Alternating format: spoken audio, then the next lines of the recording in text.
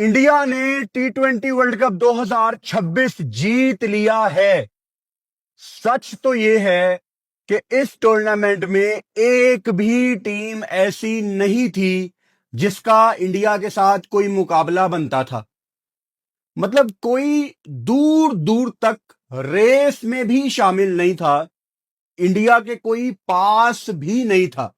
अब आपने उनसे जेलस होना है तो आपकी मर्जी है, लेकिन आप अगर समझदार हैं तो आप सीखेंगे उनसे कि क्या चीजें हैं जो इंडियन टीम ने पिछले 2 सालों में बेहतर की हैं। ट्रांसपेरेंसी आपको क्लियर नजर आ रही है।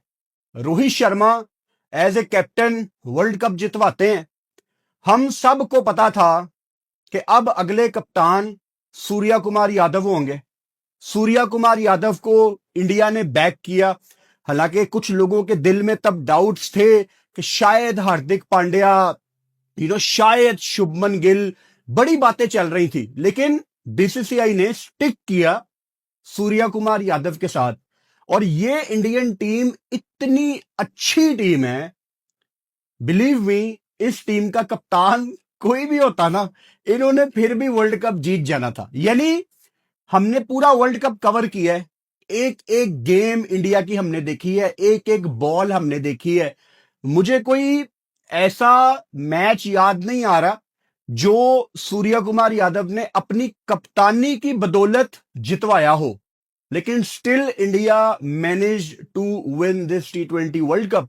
लेकिन ट्रांसपेरेंसी इस टाइम वो आपने देखनी है कि वो कितनी साफ थी सबके सामने कि भाई साहब ये हमारा कप्तान है और यही हमें वर्ल्ड कप जितवाएगा।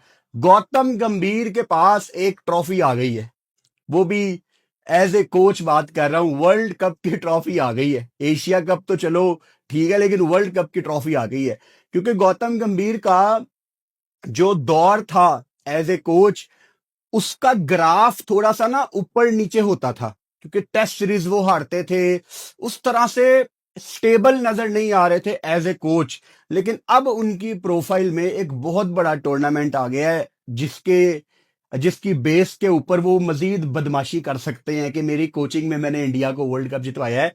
गौतम गंभीर, टू बी ऑनेस्ट, जब इंडिया के कोच बने थे ये टीम तब भी इतनी वेल सेटल थी, और जब ये हारती थी टीम तो हम हैरान होते थे, यार इतनी सेटल टीम हार क्यों रही है। लेकिन ये गौतम गंभीर की प्रोफाइल के लिए बहुत अच्छा हो गया। संजू सैमसन, भाई साहब, जितनी तारीफ की जाए उतनी कम है। जसप्रीत बुमराह आज भी player of the match, 15 run दे के 4 विकेटें। जब बुमराह ने बोल्ड किया सेंटनर को, he was literally laughing.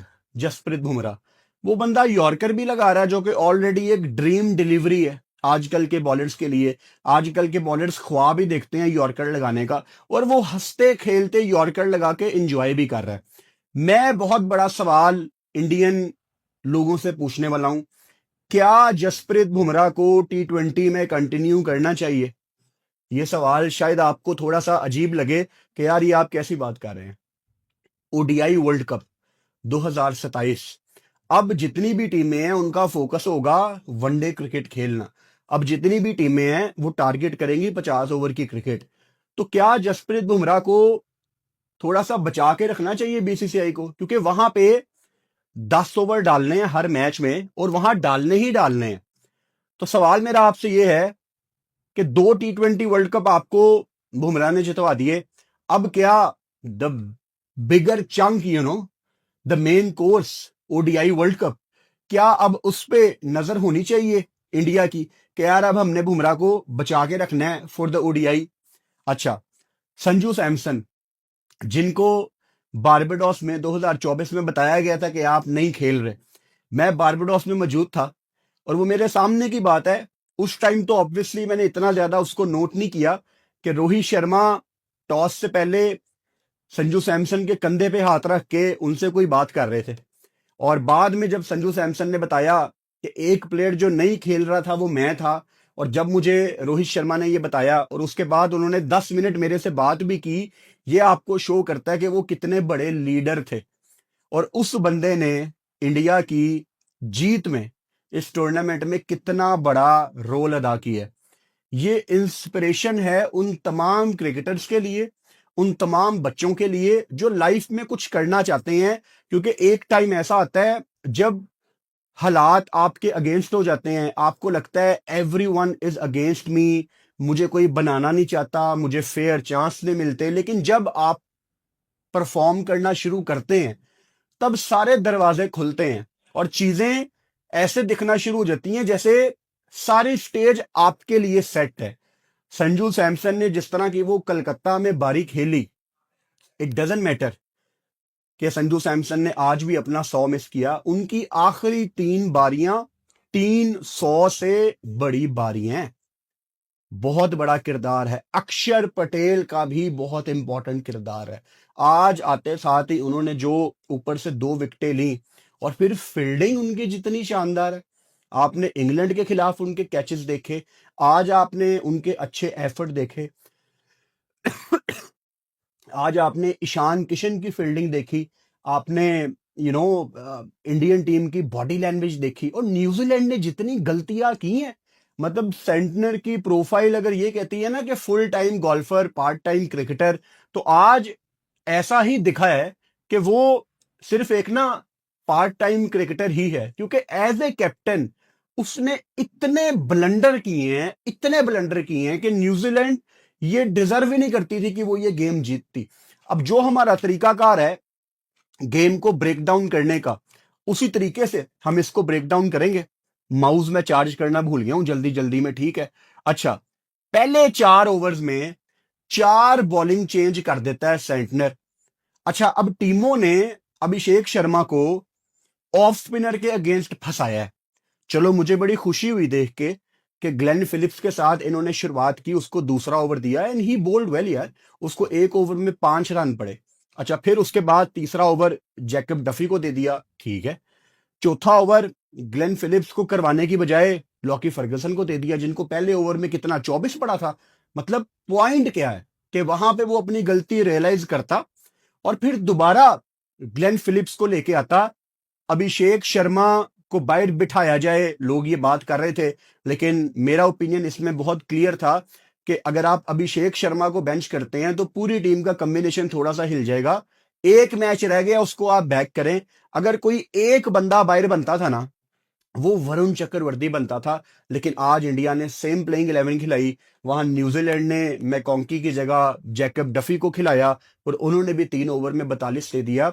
India को अपने पसंद की पिच मिली थी, जो अहमदाबाद की मशहूर जमाना ब्लैक सॉइल विकेट है, वो नहीं इंडिया को चाहिए थी। इंडिया को थोड़ी सी बैटिंग फ्रेंडली विकेट चाहिए थी, जहां पे इतना ज्यादा बॉल स्पिन ना हो। तो मिक्स सॉइल की विकेट इंडिया को प्रोवाइड की गई है। अब इस पे लोग बहुत ज्यादा शोर मचा रहे हैं कि इंडिया को फेवर दी गई है। भाई, सीधी सी बात है, होम टीम फेवर डिजर्व करती है। सीधी सी बात है, किसी को ये बात पसंद हो या ना हो, होम टीमों को फेवर मिलती है। अब ठीक है, ये आईसीसी का टूर्नामेंट है, आईसीसी के अंडर पिच कुरेटर सारे काम करेंगे, but at the end of the day भाई होम टीम को फेवर नहीं मिलेगी तो किसको फेवर मिलेगी? ये मैच अगर साउथ अफ्रीका में होता और साउथ अफ्रीका फाइनल में होती, और फाइनल हो रहा है केप टाउन में, आपके ख्याल से केप टाउन के कुरेटर अपनी टीम के बारे में नहीं सोचेंगे? क्या बात कर रहे हैं यार आप। मतलब वर्ल्ड कप का फाइनल हो रहा है पर्थ में, तो क्या ऑजी कुरेटर रहम कर लेंगे हम पे? वो नहीं रहम करेंगे, वो उतना ही बाउंस रखेंगे। तो I am all for home advantage, home team को एडवांटेज होना चाहिए। अब कानून ये कहता है कि टूर्नामेंट्स में आईसीसी विकेटें बनाती है, ठीक है, आईसीसी बनाती है, लेकिन वो जो कुरेटर होते हैं वो आईसीसी कोई स्पेशल लेके नहीं आती।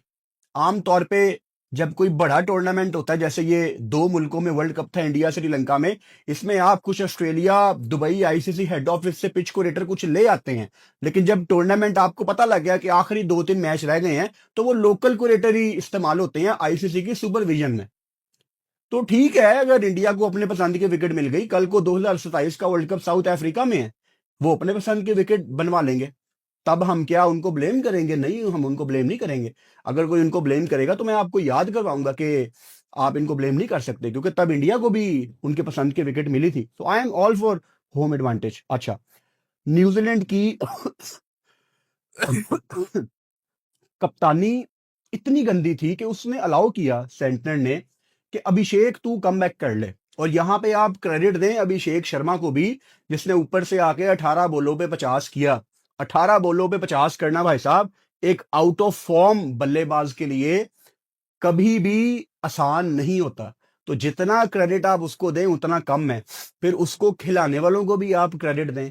सूर्या कुमार यादव ने उसको जितना बैक किया, गौतम गंभीर ने उसको जितना बैक किया, and the kid he was under pressure clearly. लेकिन अगेन ज्यादा काम शायद न्यूजीलैंड की टीम अभिषेक शर्मा के ऊपर नहीं करके आई थी। जैसे पिछले मैच में हमने देखा कि लॉन्ग ऑन लिया हुआ है, डीप मिड विकेट लिया हुआ है, वो वहीं पे आउट हुआ है। इन्होंने एक डीप मिड विकेट लिया हुआ था, एक लॉन्ग ऑफ लिया हुआ था। भाई लॉन्ग ऑन पे वो फंसता है, off spinner around the wicket आके अभिषेक शर्मा की टांग पकड़े या उसको ऑफ स्टंप के बाहर बॉल करे, वो कैसे नहीं मारता डीप मिड विकेट पे यार। हमने पूरे टूर्नामेंट में उसको स्ट्रगल करते देखा है। तो I don't know, New Zealand was trying too many things. अब अगेन लॉकी फर्गसन 150 पे बॉल कराता है, जैकब डफी आप लाए हो, मैट हेनरी ने कितनी गंदी बॉलिंग की है। New Zealand was trying too many different things. फिर एक चीज क्रिस्टल क्लियर हो गई थी कि जितनी भी न्यूजीलैंड के फास्ट बॉलर कोशिश कर रहे हैं बैक ऑफ द हैंड करवाने की, लेग कटर करने की, ऑफ कटर करने की, वो सारी डिलीवरीज का जवाब है संजू सैमसन के पास, ईशान किशन के पास। वो आसानी से पिक कर रहे हैं, लेकिन ये बाजी नहीं आए। मतलब 122 123 किलोमीटर पर आवर, ये तो मतलब वाइडों पे वाइडें, वाइडों पे वाइडें। अब कोई कह सकता है कि यार ये बड़े मैच का प्रेशर है, लेकिन न्यूजीलैंड यार मतलब वो कोई पहली दफा फाइनल में नहीं आए। उनको पता है बड़े टूर्नामेंट्स में हमने किस तरह खेलना है। It was just poor execution. उनको जो प्लान दिया गया था पीछे से, वो बस उस पे स्टिक थे कि जी हमने बैक ऑफ द हैंड के अलावा, हमने स्लो वंस के अलावा कुछ करना ही नहीं है। और किसी अंधे को भी नजर आ रहा है कि सेंटनर भाई तू अच्छी बॉलिंग कर रहा है, ग्लेन फिलिप्स को एक ओवर में 5 रन पड़े हैं, उसको करवा ले दूसरा ओवर। एक तो ये मैचअप हमें ले बैठा है कि जी ऑफ स्पिनर है तो वो राइटी को बॉल नहीं करवाएगा। यार ये मैचअप ना, ठीक है, I am all for numbers यार, डेटा बहुत इंपॉर्टेंट है, लेकिन ये कोई कानून नहीं है कि ऑफ स्पिनर बॉल नहीं कर सकता राइट हैंडर बैटर को। मैंने पहले कितनी दफा एग्जांपल दी है, क्या सकलैन मुश्ताक राइट हैंडर को आउट नहीं करते थे? क्या मुथाया मुरलीधरन राइटी को आउट नहीं करते थे? ये सिर्फ ड्रामेबाजी है आज की कि ऑफ स्पिनर आएगा तो खब्बे के आगे आएगा, अदरवाइज वो जितना मर्जी अच्छा बॉल डाल के गया वो आएगा नहीं। खैर, बैटिंग ऑर्डर थोड़ा सा चेंज किया इंडिया ने। आज हार्दिक पांड्या को चौथे नंबर पे भेजा गया था क्योंकि Surya Kumar Yadav is totally out of rhythm. थोड़ा सा कम बैक करते हैं, लेकिन उस तरह से जिस चीज के लिए वो जाने जाते हैं उस तरह की बारी सूर्य कुमार यादव ने नहीं खेली। एक यूएसए वाली बारी बहुत अच्छी थी उनकी, उसके बाद उस तरह से ना वो डोमिनेट नहीं कर पाए। तो शायद वो बनता था कि पांड्या को वो ऊपर भेजते, क्योंकि उस स्टेज पे हमें लग रहा था कि 204 पे 4 आउट है। हमें लगा था कि शायद ये 260 275 वाली आज इंडियन टीम हमें दिखेगी। और 260 T20 वर्ल्ड कप की हिस्ट्री का हाईएस्ट टोटल है। और आज भी 255 पे इंडिया आउट हो गई। उस दिन जिम्बाब्वे के अगेंस्ट भी चांस था, हम तो लाइव बैठे हुए थे, मैं तो चाह रहा था कि यार शायद ये आज 260 कर जाते, लेकिन आज भी नहीं किया।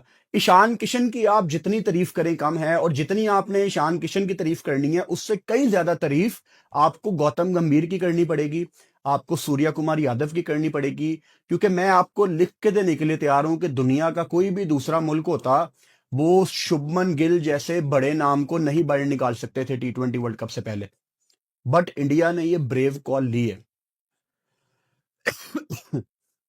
और जो कंट्रीज ऐसी ब्रेव कॉल लेते हैं वो डिजर्व करते हैं ट्रॉफी जीतना। संजू सैमसन की जितनी तारीफ की जाए कम है। अभिषेक शर्मा ऊपर से आज 50 किया।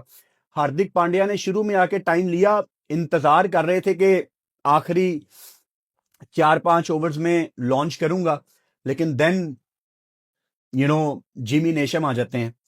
बड़ा शानदार उन्होंने ओवर किया, एक ओवर में 1 रन 3 विकेटें।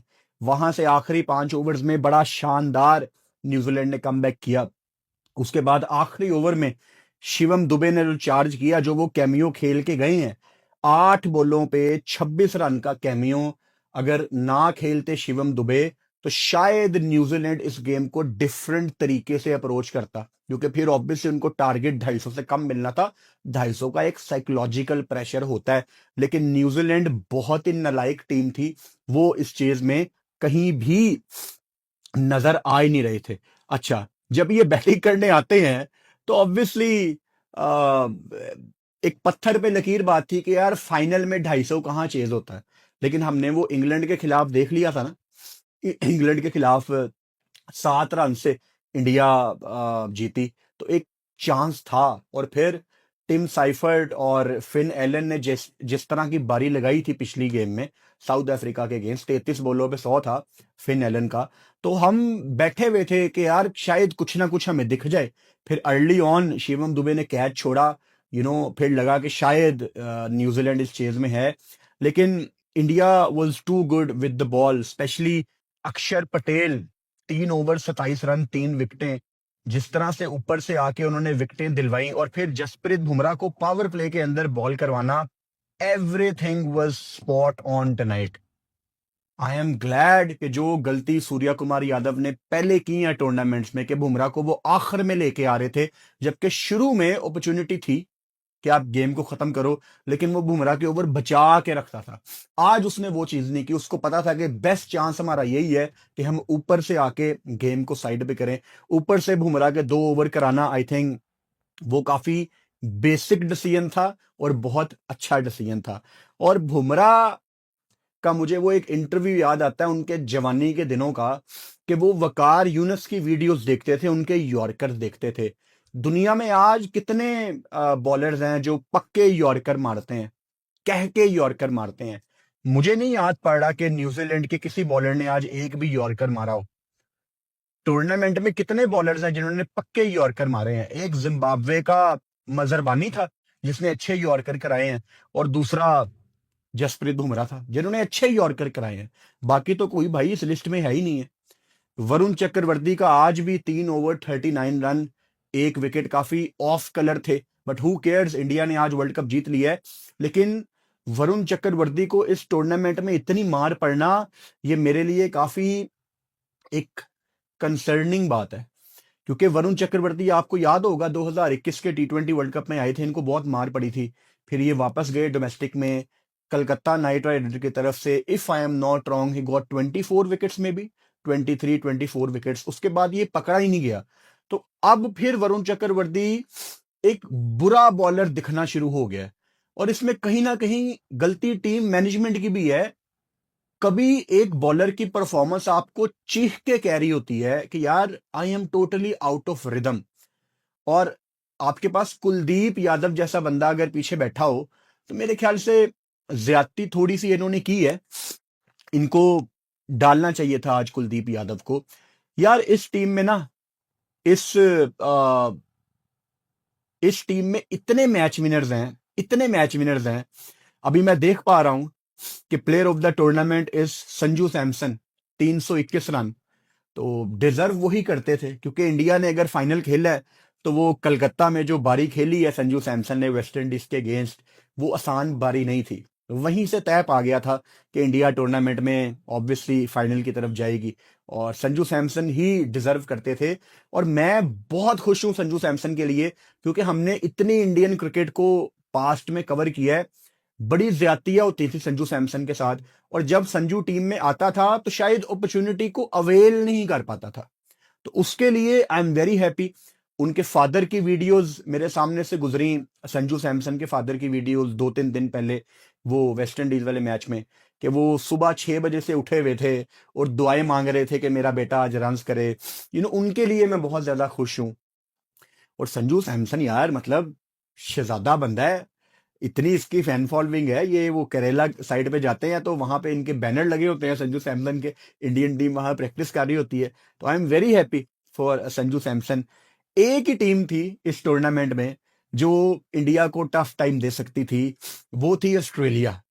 अब जो लॉयल इंडियन फैंस है ना, जिनके अंदर कोई गुरूर वगैरह नहीं है, वो उनके दिल में अभी भी बात होगी, यार ऑस्ट्रेलिया नहीं सामने आई इस दफा। ऑस्ट्रेलिया को हराते ना फिर ज्यादा मजा आता। खैर ऑस्ट्रेलिया डिजर्व नहीं करती थी, वो टूर्नामेंट से पहले ही बाहर हो गए थे।